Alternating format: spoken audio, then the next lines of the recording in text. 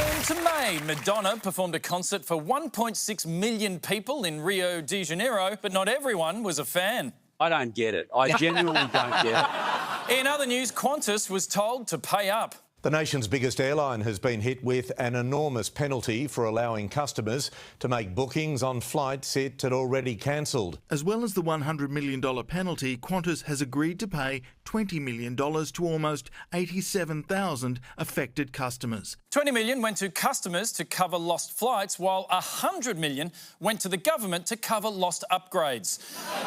It was the biggest fine since Compare the Market was punished for falsely suggesting all meerkats were smoking jacket-wearing oligarchs who hail from Eastern Europe, when, in fact, they hail from Africa. Simples. Also in May, due to a declining birth rate, Pope Francis called for Italians to have more babies. The response was mixed, primarily because you never want to hear a member of the Catholic Church say, "More children, more, I want them more." On top of that, the verdict was handed down in Donald Trump's porn star hush money trial, where he faced 34 charges. But surely honest Don would be vindicated. Count 1, guilty. Count 2, guilty. Count 6, guilty.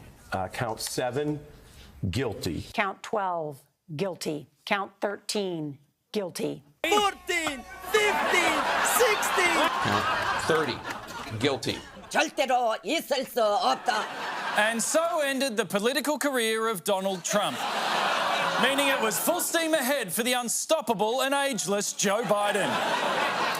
We move on to June and a triumphant return for Australia's hide-and-seek world champion. The shock of white hair, impossible to miss. A punch in the air, and Julian Assange is home. Assange struck a deal with the U.S. Justice Department, pleading guilty to one charge of espionage in connection with obtaining and publishing a trove of U.S. military secrets. Imprisoned and detained for over 12 years, wife Stella says he needs time and space to rediscover a normal life. The hardest thing for the world's most famous hacker to get used to? Australia's shitty broadband.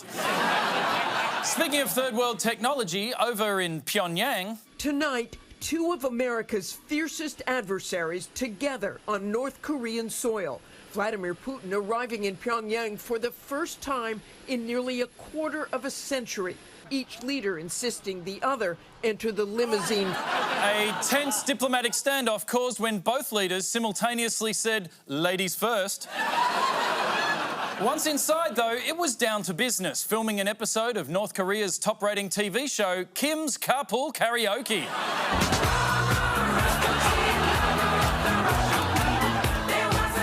But it wasn't all bros and Boney M. Putin was there to cut a deal. In exchange for a gift of Russian missiles, Kim gave Putin 10,000 troops to fight in Ukraine. But once on the front line, the North Korean soldiers were found to have an unexpected vulnerability. They have discovered something new in Russia, the internet.